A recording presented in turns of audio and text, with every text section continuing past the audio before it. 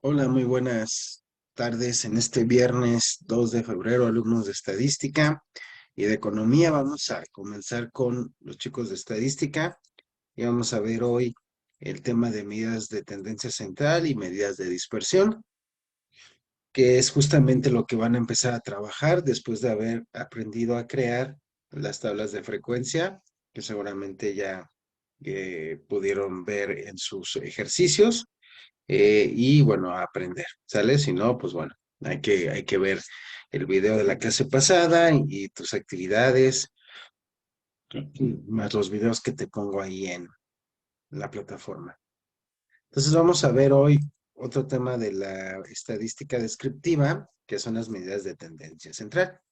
Estas medidas de tendencia central las vamos a trabajar a partir de una serie de datos, un grupo de datos que es básicamente una población a la que vamos a estudiar, que ya hemos hablado bastante sobre ese tema. Es una población que debe ser objeto de estudio, que pueda ser que podamos estudiarla. Después de obtener los datos que queremos de esa población, los vamos a agrupar en tablas de frecuencia, los vamos a ordenar, los vamos a presentar, vamos a estudiar sus frecuencias relativas, sus frecuencias absolutas, y, y podemos ponerlas de una forma eh, simple o organizarlas en intervalos, que es todo lo que vimos la vez pasada. Y vuelvo a repetir que tú tienes eh, en en tu plataforma con todas las actividades y tareas y todo el contenido que tienes. Entonces, vamos a ver que las medidas de tendencia central que vamos a usarlas después de haber agrupado todo esto en las tablas y vamos a ver qué vamos a obtener de ellas. En primer lugar está la moda, la mediana y el promedio, o media, más bien en el mundo de la estadística es conocido como la media. ¿Ok?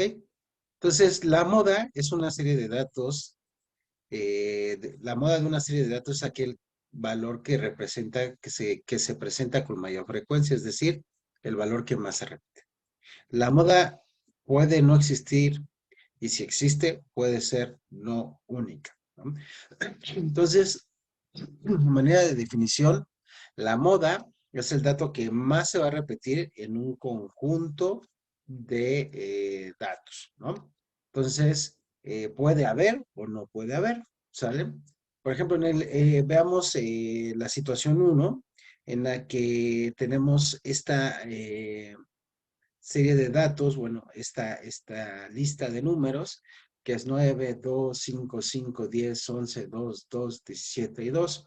Si la moda es el dato que más se repite, como tú puedes ver en pantalla, pues es el número 12, el cual se repite 4 veces, ¿sale? En el ejemplo 2, pues tenemos otra secuencia de números y si tú te das cuenta, ninguno se repite. Entonces no tenemos un dato que podamos llamarle moda porque es el dato que más se repite, ¿sale? En este caso no hay moda. Y vamos a ver un caso especial que en esta serie de datos tenemos dos modas. ¿Por qué? Porque tanto el 4 como el 3 se repiten continuamente, ¿no? Y cada una con una frecuencia de 5 veces. Entonces, es importante que podamos entender entonces que la moda es el dato que más se repite en una serie de datos en un grupo de datos. Podemos tener moda o podemos no tener moda o podemos tener más de una moda, ¿no? Entonces es bien importante que podamos eh, organizar bien los datos, por eso aprendiste a organizar los datos en una tabla de frecuencia, para que sea más fácil para ti, para tu equipo de trabajo, de todo lo que estén investigando, pues tomar el dato que más se repite o los datos que más se repiten. Ahora, eso es la forma de localizarlo en una tabla de frecuencia simple, por eso es importante que aprendamos a diferenciar las dos tablas de frecuencia, ¿no? Entonces, en datos agrupados, lo vamos a calcular a través de esta fórmula, ¿no? Me salto directamente aquí porque pues esto es lo que vas a aprender a hacer, cómo calcular la moda en una serie de datos, ¿cómo se llama? Agrupados, es decir, una tabla de frecuencias agrupadas. Aquí está la fórmula, esta fórmula ya la tienes en tu contenido que puedes descargar y además hay un video explicativo donde paso a paso eh, te muestro en ese video, te subí ese video para que tú aprendas a calcular la moda en datos agrupados. Entonces, porque obviamente, pues cambia un poco el tema cuando están nuestros datos en intervalos, ¿no? O en clases, ¿no? Que tú ya identificas perfectamente por las clases pasadas y por los ejercicios pasados. Entonces, aquí más que nada es aplicar la fórmula que te digo, lo vamos a hacer ya en los ejercicios.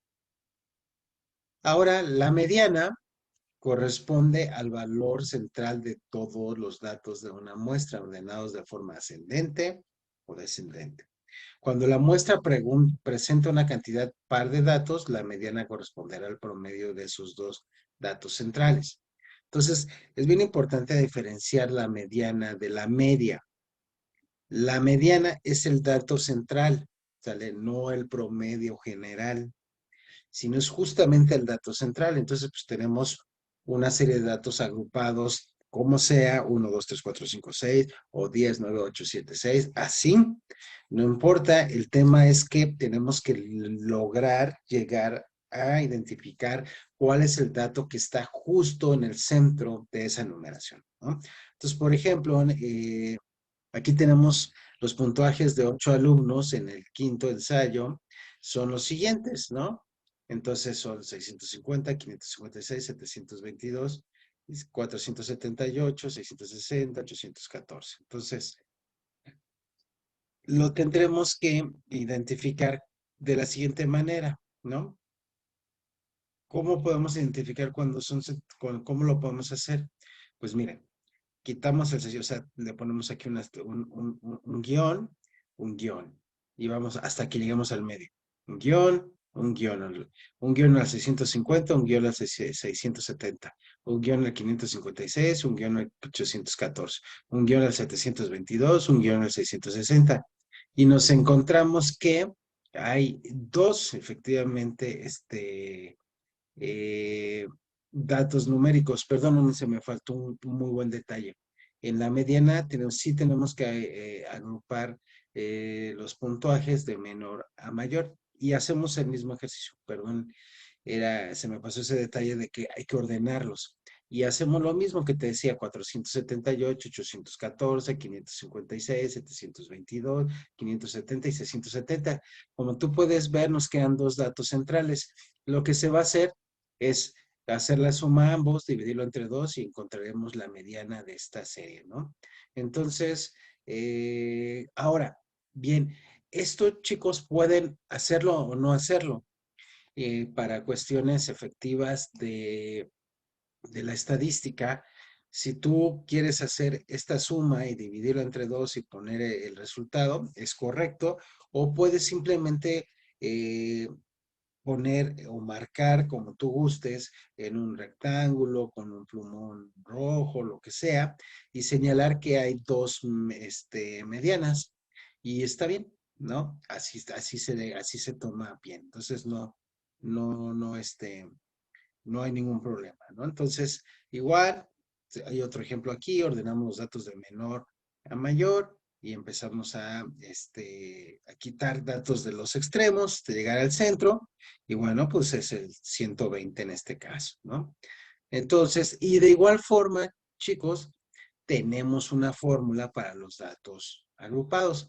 Toda esta parte de acá arriba la usamos cuando trabajamos con datos en tablas de frecuencia con un orden simple. Y todos estos datos de acá, cuando trabajamos en intervalos, que es esto, que tú ya lo aprendiste a hacer en los ejercicios pasados, tenemos que usar esta formulita que de igual forma ya está en tu contenido, en el video explicativo y a la hora de desarrollar, ¿no? Cambia un poco el tema porque no es tan fácil identificar aquí en intervalos pues la mediana. Entonces, es bien importante que podamos nosotros identificar cuando estamos trabajando con datos de forma simple o están completamente agrupados o en intervalos. La media, pues la media es la suma de todos los datos dividido por el número de datos, que es lo que yo te comentaba. Esto sí es el promedio, ¿no? Es cuando tú tienes una serie de calificaciones y en esas calificaciones sumas todo, 8, 9, 7, depende del número de materias que lleves, haces la suma de todos, divides entre la cantidad de materias y eso te va a dar un promedio. Entonces, eso se le conoce como la media aritmética, ¿sale? Entonces, aquí está, que acabo de darte este ejemplo, tus sumas, divides y tienes la media, ¿no? Y de igual forma, la media se tiene que sacar para datos agrupados, igual con una fórmula que pues ya tú trabajarás de otra, perdón, en tus ejercicios en clase, ¿no? Entonces, pues estas son las medidas de tendencia central como tú puedes ver y analizar. Son aquellas medidas que nos van a arrojar de todo el grupo que estás investigando, de toda esta población y la muestra que tú estás investigando, te va a arrojar justamente eso, los datos centrales. De este grupo de población quiero conocer cuál es su mediana, o sea, cuál es el dato central. Entonces, ahí ya aprendiste a calcularlo, dependiendo si es en simple o dependiendo si es en agrupados. De este grupo de datos quiero conocer el promedio. Ok, hay que sumarlo todo y dividirlo entre el número de datos y nos da el promedio. Eso es en simple, acuérdate. En intervalos hay que usar la fórmula. Y quiero saber cuál es el dato que más se repite. Igual, pues el que más se repite, ya quedamos que puede haber una moda o dos modas, ¿sale? Puede haber dos datos que más se repitan con la misma frecuencia. Y en la mediana, acuérdate que quedamos que podemos encontrar dos medianas, dos datos centrales.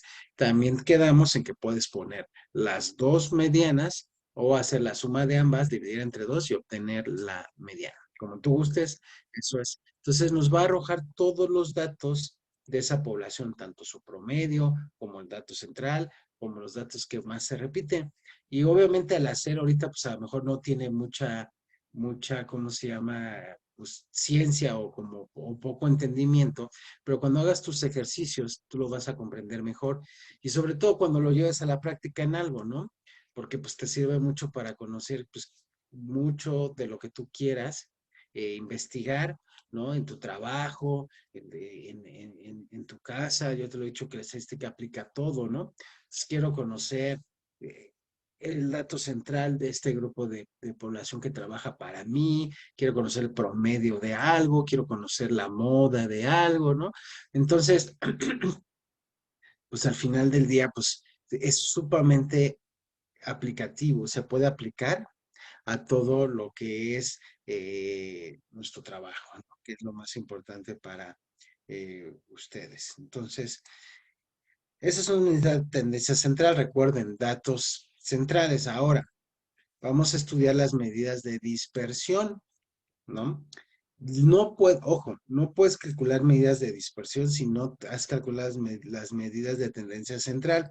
Muy sencillo, porque para obtener este, estas medidas, generalmente vas a trabajar con la media aritmética. Entonces, obviamente, si no conoces la media de la serie de datos, ya sea agrupados o desagrupados, entonces, pues no puedes tú calcular medidas de dispersión.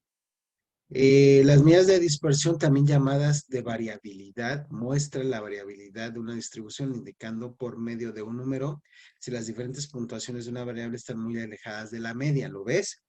Las medidas de tendencia central trabajan con datos centrales.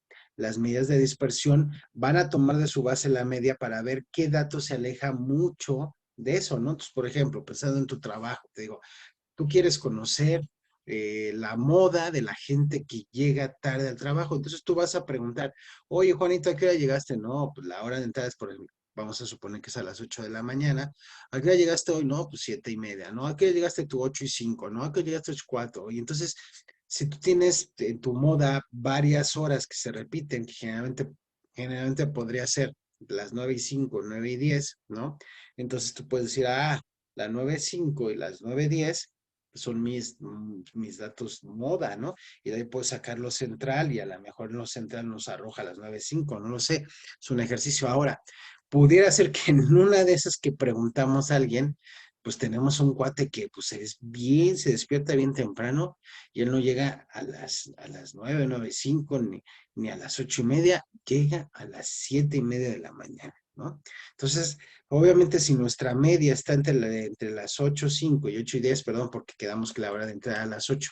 Entonces, si nuestra moda, el promedio de ese grupo de trabajadores que estamos investigando su puntualidad, nos sale que es 8:05, y tenemos a alguien que llega a 7:30, ese va a ser un dato que esté muy disperso, ¿lo ves? Está muy alejado de la media, porque entonces nosotros diremos, la media de puntualidad de nuestros trabajadores es que llegan a las 8:05. La mayoría de nuestros trabajadores llegan a las 8:05. Pero hay una excepción o dos excepciones que nos está marcando que entran a las que llegan desde las 7:30. Esas son las medidas de dispersión, ¿sale? Entonces, cuanto mayor sea ese valor, mayor será la variabilidad, y cuanto menor sea, pues más homogénea será la medida. Así se sabe si todos los casos son parecidos o varían mucho entre ellos. Las medidas de dispersión nos informan sobre cuánto se alejan los valores del centro de cuánto se alejan del centro los valores de la distribución, que es lo que yo te decía, ¿no?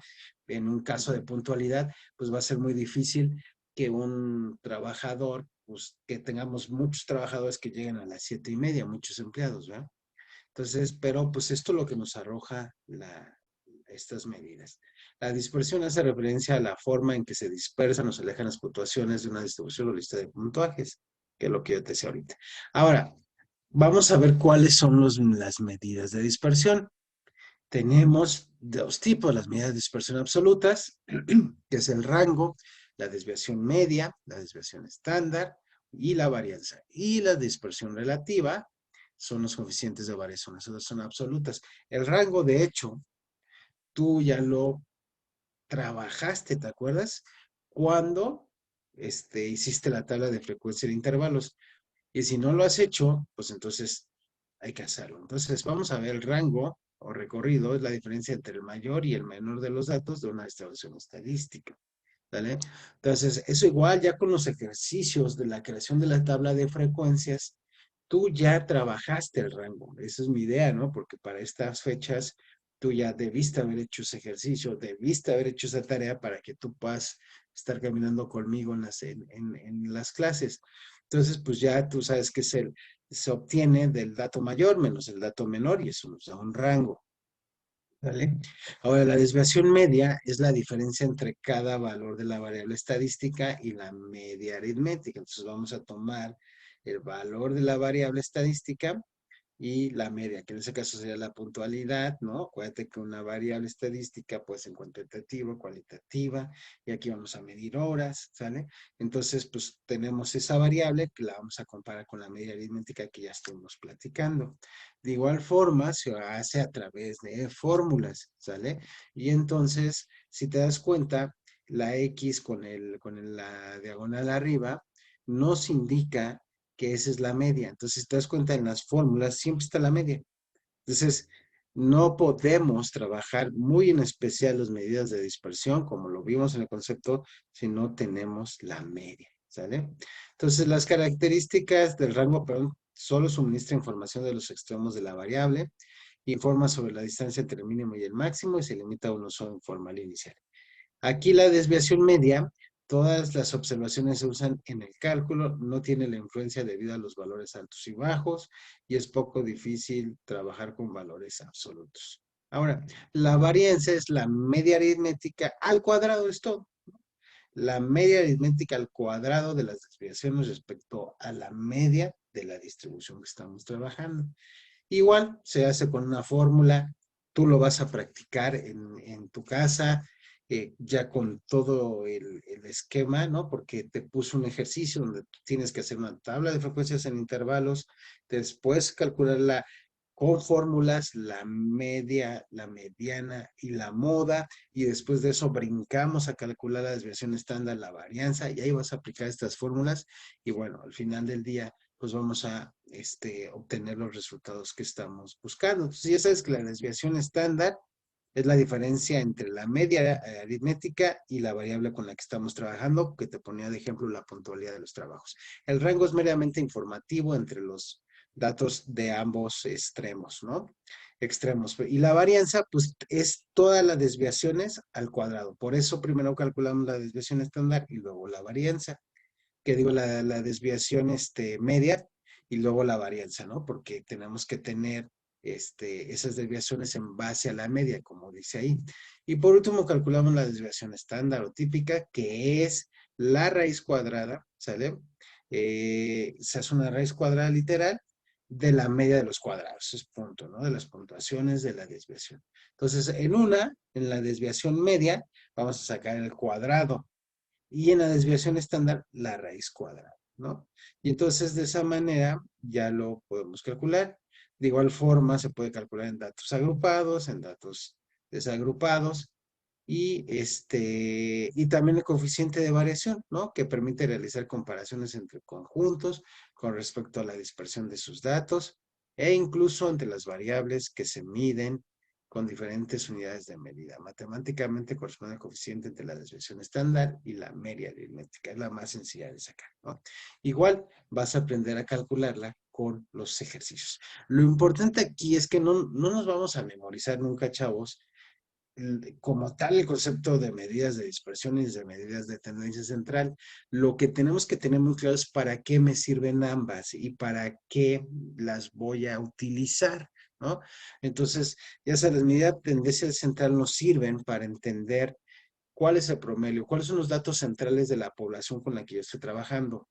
Y las de dispersión nos va a arrojar muy buena información de toda esta población, quiénes se me están saliendo de esta media, de estos datos centrales, qué tan dispersos hay algo. Entonces tú puedes ubicar perfectamente a alguien que está fuera del patrón, ¿no? Que es lo que le llamamos. Ah, caray, por ejemplo, si estudias pedagogía, ¿no? Este alumno está fuera de esta media, ¿no? Entonces, me es importante atender lo que le está pasando, ¿no? Es por eso te digo que la estadística aplica todo desde un principio, porque tú como maestro lo puedes aplicar. A ver, de mis alumnos voy a evaluar puntualidad, de mis alumnos voy a evaluar sus exámenes y todo, ¿no? Entonces, al final del día, eh, es lo que yo quiero que tú comprendas, ¿no? Entonces, medidas de tendencia central nos arrojan datos centrales. Medidas de dispersión, qué tan distantes estamos el uno del otro. ¿Vale? Y bueno, pues nos vemos la siguiente clase. Ya con esto cerramos estadística descriptiva, chicos, y vamos a empezar a trabajar con la inferencial. ¿Te acuerdas que te dije? Cuando arranquemos con probabilidades, vamos a trabajar ya inferencial para luego hablar de otro tipo de operaciones, ¿sale? Entonces, chicos, repasen muy fuerte esto. Acuérdate que la descriptiva simplemente nos va a arrojar un dato que nos va a permitir tomar decisiones o entender qué está pasando, ¿sale? Y en las y ahorita que ya trabajamos la inferencial, ya vamos a poder jugar con esos datos, ¿ok? Bueno, pues paso ahora con los chicos de economía que estamos viendo y vamos a empezar a ver, si no mal recuerdan, los tipos de modelos económicos que ha habido durante el paso del tiempo, ¿no? Entonces decíamos que la historia económica es la parte de la economía que estudia la forma en que los hombres satisfacen sus necesidades humanas en el transcurso del desarrollo de la sociedad y estudia los diversos sistemas económicos. Esto es muy importante, chicos, que lo puedan ustedes, bueno, alumnos míos, ¿no? Porque en estas modalidades generalmente ya algunos son más adultos que jovencitos, ¿verdad? Pero lo importante es que eh, tanto jóvenes o adultos seamos capaces de entender cuál es nuestro entorno económico, ¿sale? Es bien interesante notar eso, chicos, ¿no? Porque al final del día nosotros a veces damos opiniones, puntos de vista de los gobiernos, de lo que sea, sin ni siquiera entender, ¿no? Podremos, por ejemplo, podríamos decir que México es un país socialista como tanto se habla, como tanto se dice. ¿Es verdad eso? ¿Es verdad que Venezuela lo es verdad que China lo es verdad que Rusia lo es verdad que Estados Unidos es tan capitalista como dicen? Todo eso nos va a permitir entender muchas cosas, ¿no? Y vamos a entender todo esto a través de lo siguiente, ¿no? Es importante que podamos entender los sistemas económicos para que podamos entender nuestro sistema actual y poder explicar y debatir, no por lo que oímos en la televisión, no por lo que oímos, no por lo que vemos en Facebook, en Instagram, en TikTok, sino que nosotros mismos podamos interpretar nuestra realidad económica y explicarla, ¿no? Eso es lo mejor porque además al entenderla, poderla explicar, nosotros podemos entender cuál debe ser nuestro comportamiento y cómo debemos desenvolvernos en ese asunto, ¿sale? Entonces, la comunidad primitiva es importante, ¿no? Que la estudiamos fue la primera forma económica en la que el hombre buscó satisfacer sus necesidades. ¿Qué características tenía? Que los bienes que produce se consumen casi inmediatamente, no hay excedentes, no hay explotación ni clases sociales, además de que la división del trabajo se da en forma natural o social. Pues eso era muy obvio, chicos. En la comunidad primitiva, simplemente, acuérdate que pues apenas el hombre estaba entendiendo el concepto, ¿no? Pues de trabajar en equipo, de unirse. Generalmente había hombres que andaban solos, ¿no? O en pequeños grupos. Entonces, lo único que se entendía es que había que cazar, acuérdate, para comer. No había otra cosa, había que cazar para comer. Entonces, obviamente, pues realmente no se producía nada, sino que inmediatamente lo que se podía producir era para autoconsumo. Entonces, obviamente, pues como todos comían de lo mismo, pues no había clases sociales y por ejemplo, imagínate que cuando está en la imagen que cazaban animales, la división del trabajo, ¿a qué se nos referimos con división de trabajo? Es en una empresa hay mercadólogos, hay economistas, hay contadores, hay administradores, ¿no? Y cada quien hace su trabajo, es la división de trabajo.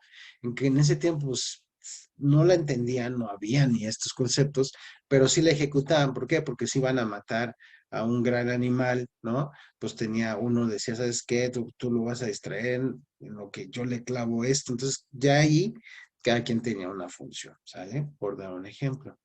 En el esclavismo, pues aparece y se desarrolla la propiedad privada de los medios de producción y esto genera dos clases, esclavos y esclavista, con lo que las relaciones sociales de producción son esclavistas. En este periodo también aparece y se desarrolla la moneda. Es importante que identifiquemos la comunidad primitiva, por así llamarlo, es la primera etapa en la que estudiamos al ser humano y obviamente te decía, pasa de ser un ser humano que trabaja individual o en grupo de personas el hombre, acuérdate que descubre el fuego y empieza a generar herramientas, conoce metales, y conforme a eso empieza a avanzar su forma se empieza a evolucionar, por así decirlo, empiezan a desarrollar un mejor sistema económico, hasta que después con personas ya empiezan a establecer, el hombre entiende que estableciéndose en lugares cerca de ríos, donde había tierra fértil, se dieron cuenta que con el agua se producía alimentos de la tierra. Obviamente, acuérdate que la naturaleza da en mucho por sí solo el alimento, los hombres lo entendieron, pues somos inteligentes, y dijeron, no, pues hay que empezarnos a agrupar en estas zonas en lugar de andar dispersos, y empezaron a formar comunidades, y de ahí entonces ya se establecen pues, los primeros grupos sociales, ¿no? Que podíamos empezar a hablar, comunidades, ¿no? Y de ahí empiezan a tener un desarrollo económico donde ya cazaban, sembraban, cultivaban y entonces hacía eso. Gracias a este avance, entonces llegamos a lo que se le conoce como el tema de las civilizaciones antiguas, de la edad antigua, donde pues ya empiezan a surgir las grandes poblaciones, las grandes civilizaciones como son los hebreos, ¿no? Los fenicios, los egipcios, ¿no? Entonces, cada uno ya agrupados en esto, pues obviamente dentro de estos grupos, pues empieza a haber gente que empezaba a ser dueño de las propiedades y había alguien que no lo tenía tanto y pues era un esclavo, ¿no? Y entonces esos esclavos trabajaban para los dueños los medios de producción. Ahora, si tú te das cuenta, no es diferente a hoy, por eso es importante que lo entiendas. Simplemente había un grupo de personas, imagínate que había un grupo de personas que llegaron y se pusieron en el río Nilo, ¿no? En el Mar Rojo. Ahí se agruparon, dijeron, pues aquí somos, se formó la civilización egipcia, los hebreos, ¿no?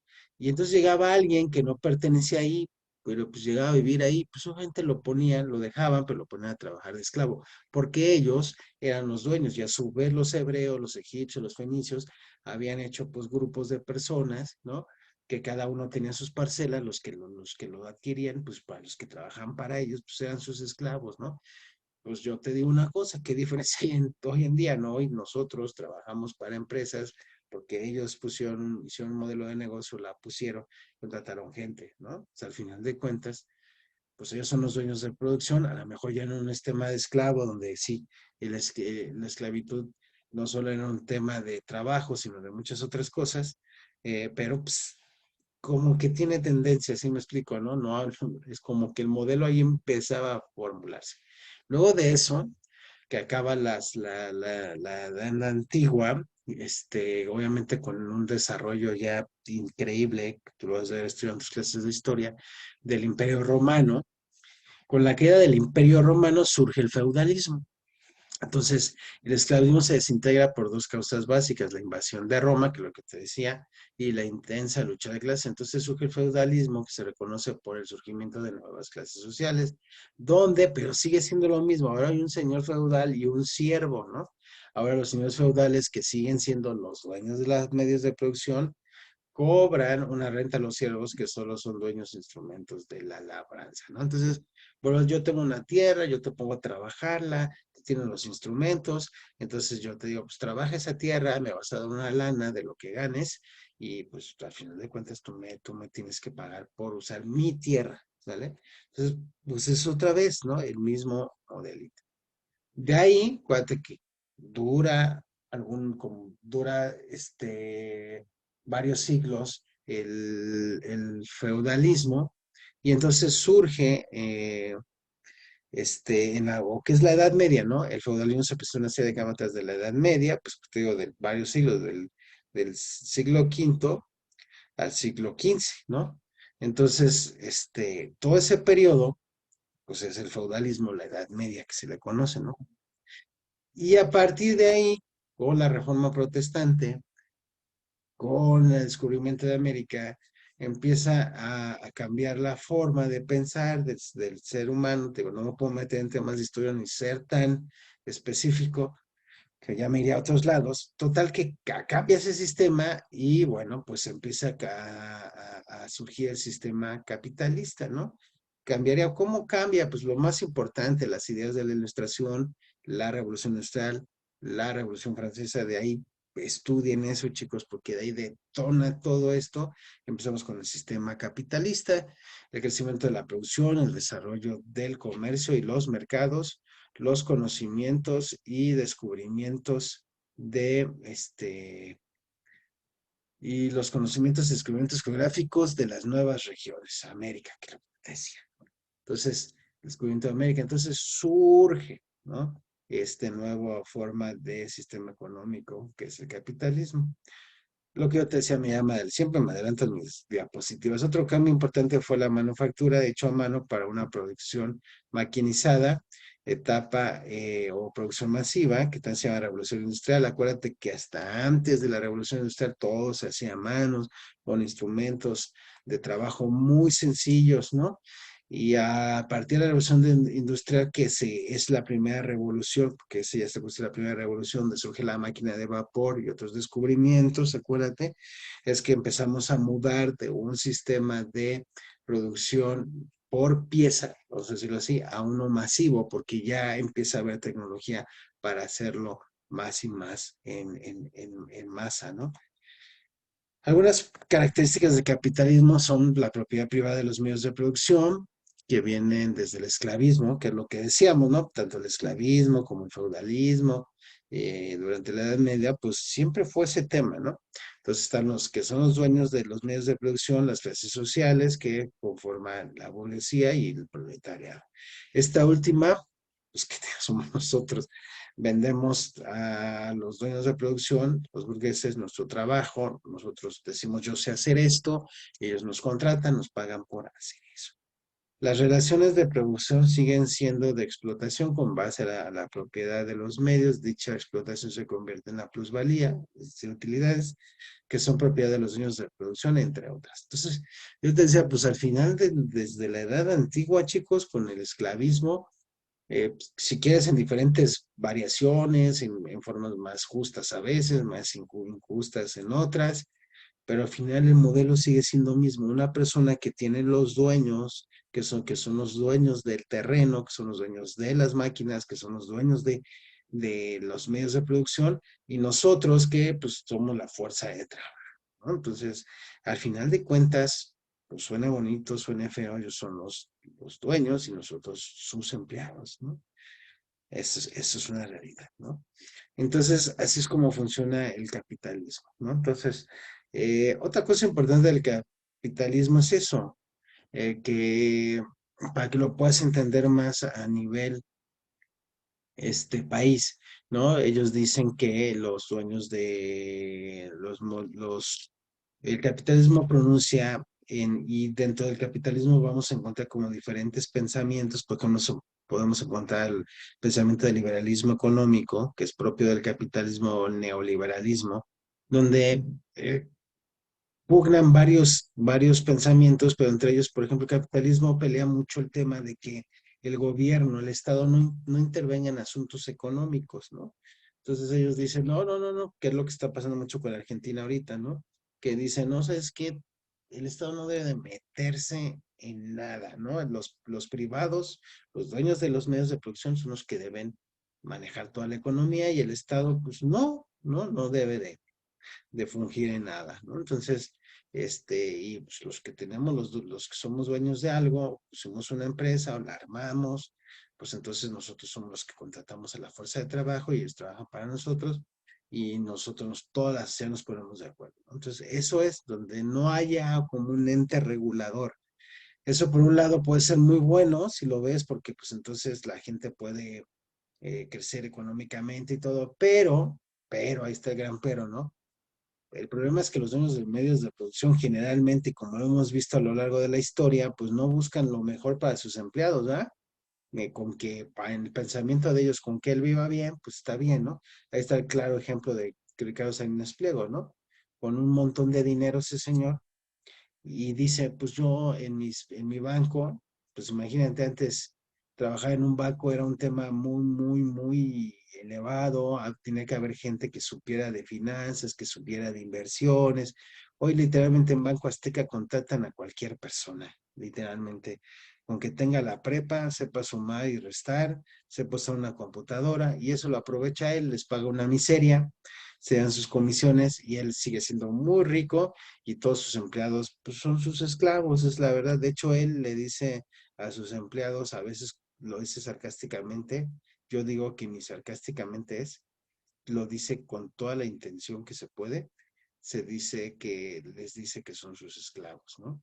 Entonces, pues qué desafortunado, ¿no? Eso me da tristeza al máximo nivel. Pero bueno, así es como empieza un capitalista, por eso te lo decía, ¿no? Si todos los capitalistas pensaran en que pues que ellos no necesitan tanto dinero y compartieran las ganancias, ¿en qué decir? En sueldos, ¿no?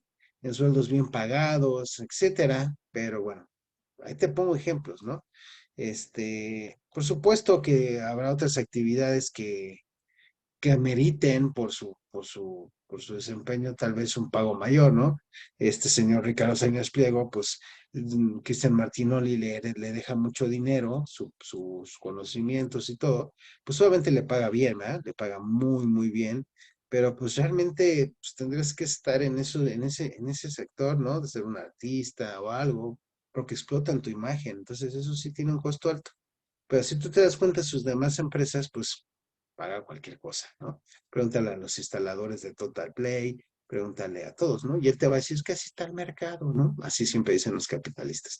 Entonces, para ellos es muy conveniente, decir, no, pues yo pago lo que quiera, pues que yo soy el dueño de medios de producción, ¿verdad? Entonces, pues ese es el tema del capitalismo, ¿no? Te digo ahora, yo no estoy diciendo que el capitalismo no funcione, sí funciona, genera riqueza. El tema es que, pues que los dueños de los medios de producción les gusta acumular riqueza para ellos y no les gusta compartirla.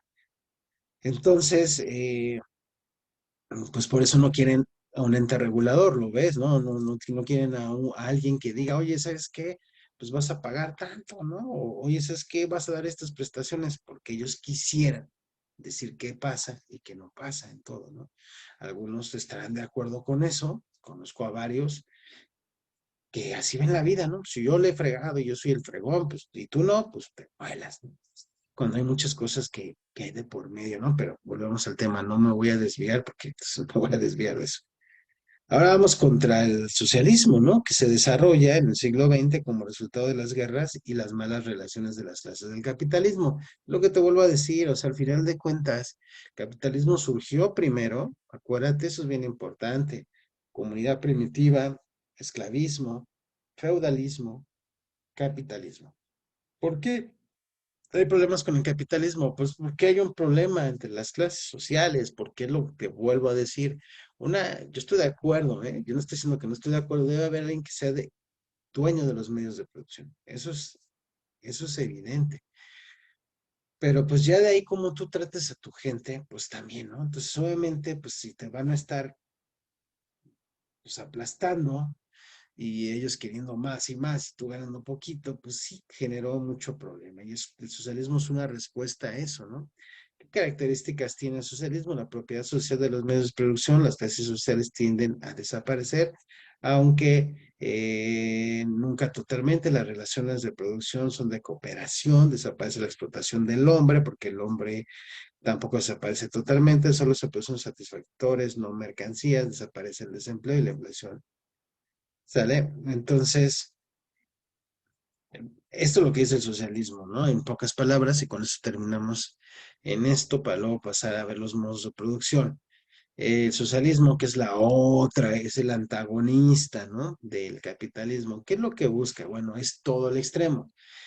Busca que el Estado tenga control de todas las empresas, como pasa en China, el control de todas las empresas, él les establece cuánto tienen que pagar impuestos, entonces los tiene controlados de alguna manera, controla los precios y bueno, pues al final del día lo que busca el socialismo es que no haya una tanta división de clases, que sea más equitativo, eh, eh, pues los salarios y que no haya tanta distancia entre ricos, entre los dueños de producción y los no dueños de producción, ¿sale?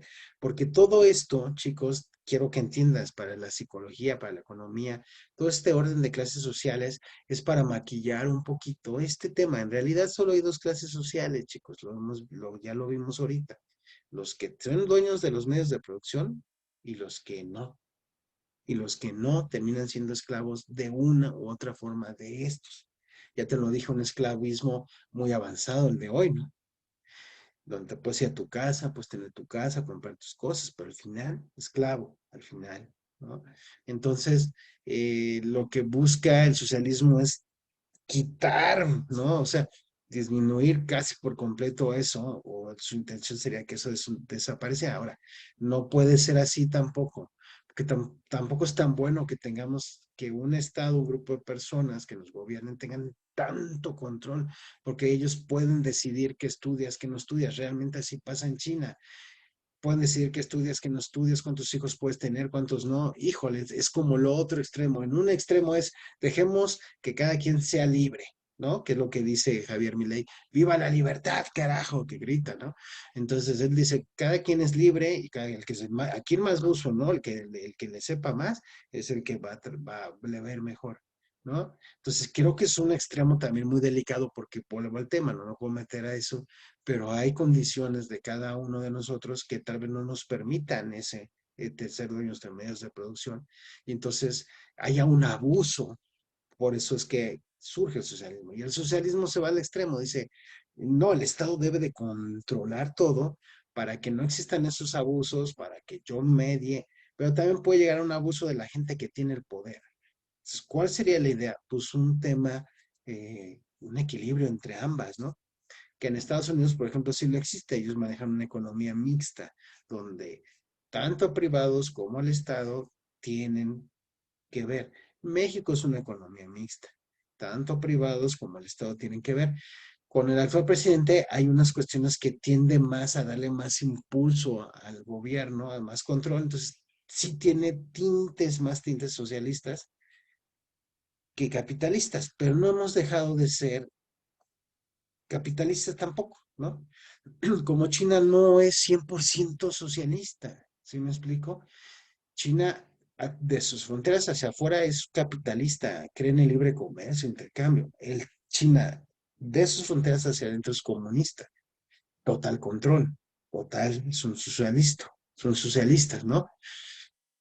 Pero no es 100%, porque si lo fuera 100%, China ha entendido que tendría muerto de hambre a su país, como lo tiene Cuba, como lo tiene Venezuela, que le han cerrado las puertas, ¿no? Rusia es otro país inteligente, hacia afuera capitalista, hacia adentro socialista, ¿no? Entonces, híjole, pues es que es encontrarle, chicos, un equilibrio, ¿no? Pero lo ves, ahorita tú ya con esta clase, pues podrías decir, ok, entonces nuestro presidente si tiende a esto, o lo entiendes un poco mejor, y pero en realidad, por nuestra posición geográfica, vecinos de Estados Unidos, los tratados que tenemos firmados, pues no podemos dejar de trabajar el libre mercado. Por eso. Entonces es importante que podamos analizarlo así, ¿sale? Bueno, chicos, pues espero que les haya quedado bien claro los términos, lo que vimos el día de hoy. Nos vemos el siguiente viernes. Cuídense mucho. Estamos en contacto.